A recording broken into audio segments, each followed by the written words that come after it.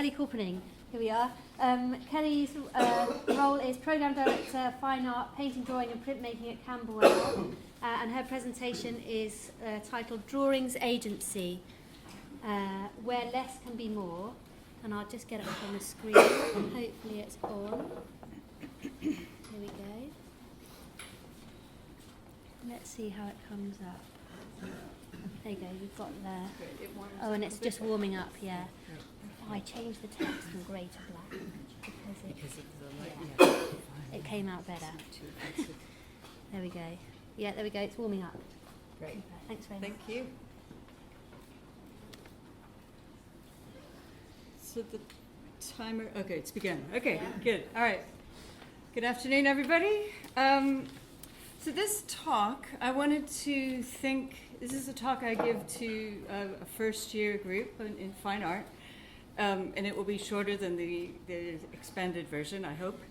I wanted to think about some very particular qualities of drawing that within contemporary practice that might empower the students a little bit. Think about drawing in its potential, because I think right now we're suffering, all of us, of a kind of mindset of the deficits or the obstacles, and what's the other side of this story. So I wanted to find a way of kind of talking about a whole set of conditions within contemporary drawing that aren't set and are debatable, and skill, authorship, exploiting particular qualities of paper, and how drawings are not limited to the 2D surface. So I want to accomplish a lot in this talk, right? So, and also to then get everybody to think about what the contingencies of meaning might be. So where you would use skill or unskill, or different aspects of portability that would be determined by when the artwork was made, where it was made, who's making it, who the intended audience is, and then what the materials and technique mean within all those variables. So this is almost all the examples in this lecture really kind of highlight artists being in the world. There's a little bit more of an attempt at engaging with the landscape or current events or conditions on the ground. So a kind of subtitle within the lecture might have to be to do with the portability of drawing making the most of the fact that it can be rolled up and packed away and carried away. So an artist working in many different national contexts can exploit this capacity, and the work being portable might also be able to talk a little bit about personal identity that isn't fixed within one national context. Or in other cases, artists working together through the landscape, making drawings to record the richness of flora and fauna within South America, as not only a gesture of recording all of these conditions on the ground, which are very much threatened by the environmental crisis that we're in, but it's also about decentering the kind of authority of a Western, North American, European kind of version of what is art and what should be in art. So Mantia and Chavez work throughout the landscape, sometimes asking other people to make the drawings. So the drawings evidence an encounter. So I won't linger because then I'll run out of time. There are a lot of artists in this talk who come from the former Soviet Union East Bloc countries. And if I were to characterize a kind of motivation in their work, is that it's not commercially focused and is often in direct critique of capitalism.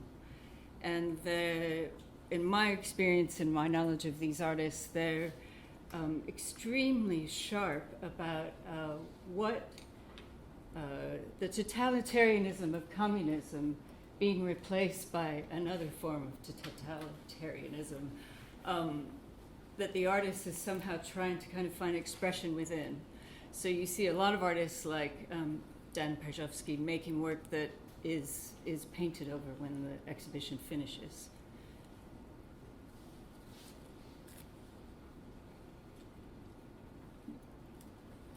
This wonderful collective from Bolivia, Mujeres Creando, is a bunch of women who do not want to adhere to Catholic ideas of identity for women in patriarchal society. They do these wonderful things like translate the Kama Sutra into these kind of horrible, abusive relationships and just put these posters up in the streets for people to see. Or this most recently, these slogans written on underpants paraded through the streets of La Paz in protest of the kind of oppression of women.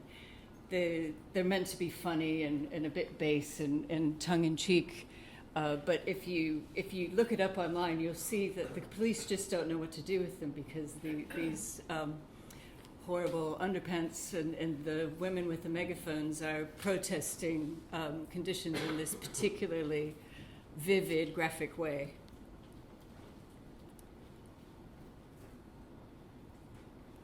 So a lot of these gestures, I mean, you think about the portability, you're also thinking about the cost and how little, it's been mentioned already today, that it doesn't take any money to make a drawing.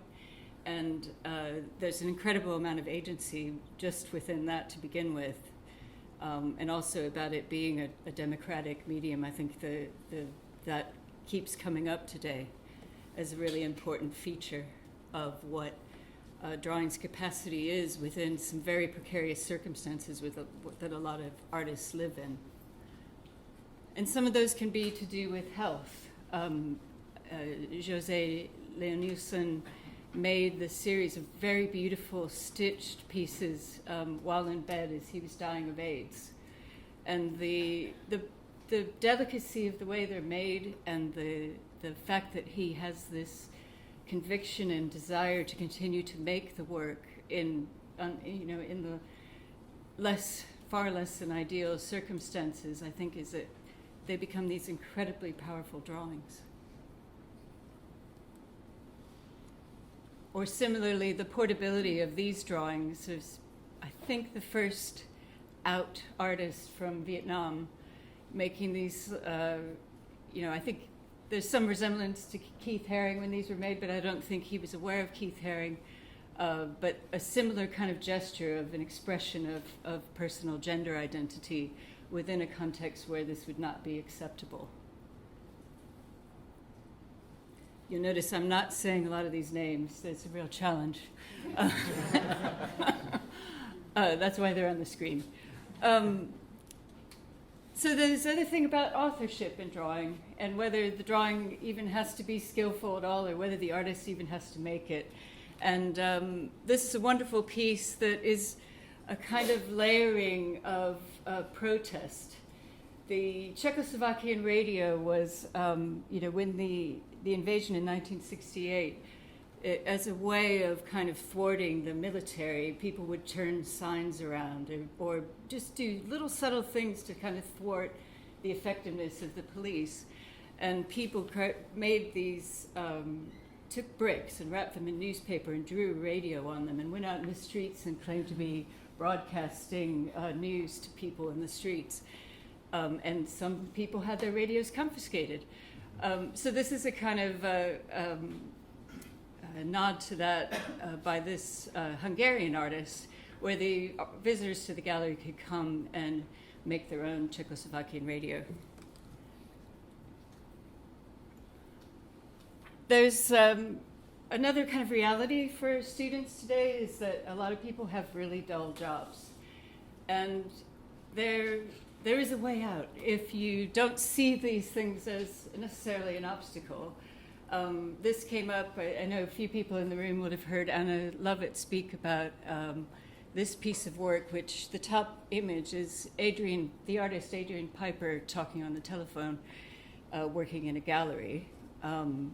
At the same time, in the late 1960s, she's making this series of work using graph paper and all of the same materials that she would have had at her desk in the art gallery. And there's no mistake about the relationship between these two things, a kind of an aesthetics of bureaucracy and mundane work, and how an artist working in a more conceptual vein might use that aesthetic to maybe criticize a kind of certain degree of status of individuals and subjectivity. You see it as well in Howardina Pindell's work. She worked at MoMA for many, many years, and the simple hole punch becomes the means of creating these incredibly beautiful kind of abstract works, which not only subvert the kind of mundane office aesthetics, but they also were kind of a comment or a rejection of some of the aesthetics of high minimalism at the time. What Saul LeWitt might have handed over instructions for someone else to make his work. This work veers off the grid, and it has this kind of personal, handmade kind of quality that's a little bit different. So there are lots of artists who use the inkjet printer, the graph paper, and these materials as cheap papers, mass-produced papers, become symbolic for other things, like the many different words for rain of cultures which largely have only a verbal language tradition, not a written language tradition, and how many of those indigenous people those populations will survive, and therefore all those words and all those languages surviving as well. It becomes this very layered look at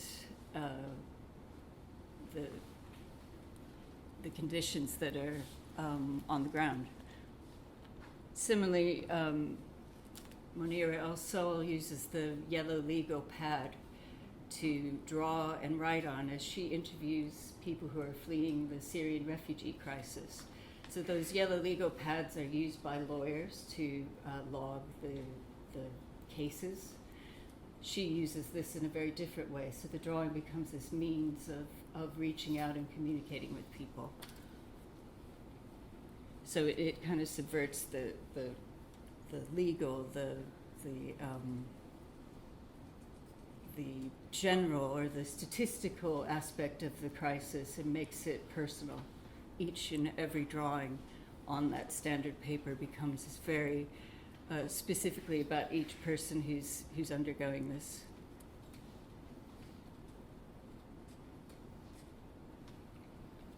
In a kind of similar way, the Lorna Simpson works, these were drawings of all the spaces where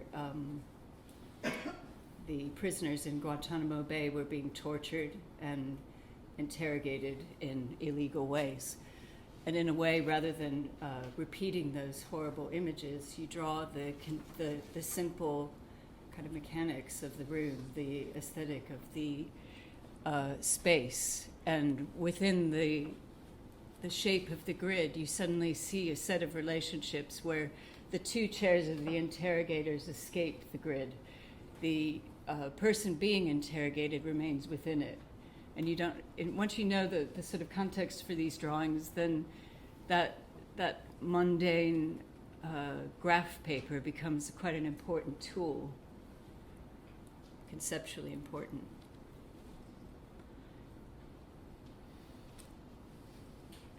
Chito Delat, there's no kind of authorship to these. They produce these newspapers in Russia, and they're distributed very under the radar as a way of, again, voicing dissent.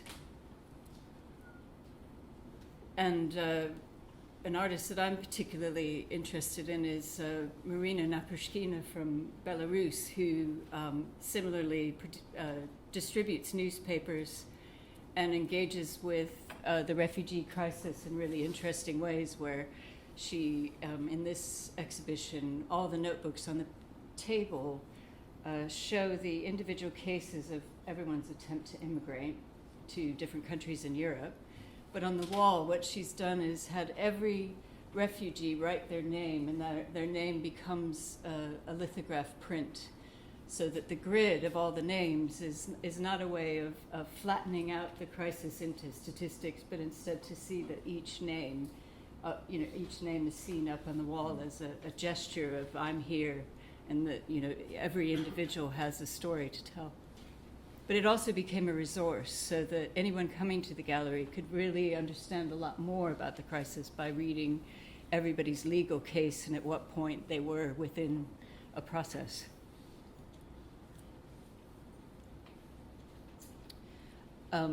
This Thai artist wanted to talk about the military dictatorship in Thailand in this very kind of subtle way that layered the school desk with this idea of learning, and for the audience to come to the gallery and would be presented with a piece of paper that then they would make a rubbing of. The rubbing makes visible a certain aspect of that history that's been carved into the desk, and they leave with their drawing. So the drawing, like who's made that drawing, becomes a kind of collaboration or a dialogue or a conversation.